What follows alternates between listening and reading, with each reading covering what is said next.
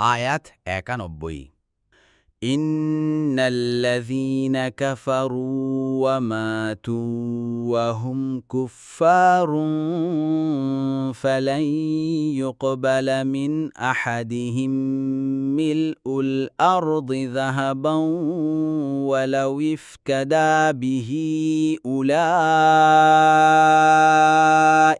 লাহুম আযাবুন আলীমুন ওয়া মা লাহুম মিন নাসিরিন। অনুবাদ: নিশ্চয় যারা কুফরি করেছে এবং কাফের রূপে মৃত্যু ঘটেছে, তাদের কারো কাছ থেকে জমিন ভরা সোনা বিনিময় স্বরূপ প্রদান করলেও তা কখনো কবুল করা হবে না। এরাই তারা যাদের জন্য মর্মন্তুদ শাস্তি রয়েছে আর তাদের জন্য কোনো সাহায্যকারী নেই। তাফসির ১ নম্বর ফুটনোটের বিবরণ। রাসূলুল্লাহ সাল্লাল্লাহু আলাইহি ওয়াসাল্লাম বলেছেন, কিয়ামতের দিন কাফেরদের উপস্থিত করে বলা হবে যে তোমার নিকট পৃথিবীর সমান পরিমাণ স্বর্ণ থাকলে কি তুমি এর বিনিময়ে এ শাস্তি থেকে মুক্তি কামনা করবে? তখন তারা বলবে হ্যাঁ।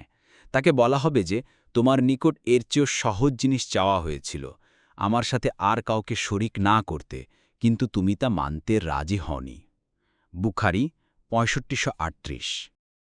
পরবর্তী তাফসিরে যেতে ভিডিওটি শেষ হওয়ার পূর্বেই এই বক্সে ক্লিক করুন। ভয়েস বা উচ্চারণে অনিচ্ছাকৃত ত্রুটি ক্ষমাসুন্দর দৃষ্টিতে দেখবেন ইনশাআল্লাহ।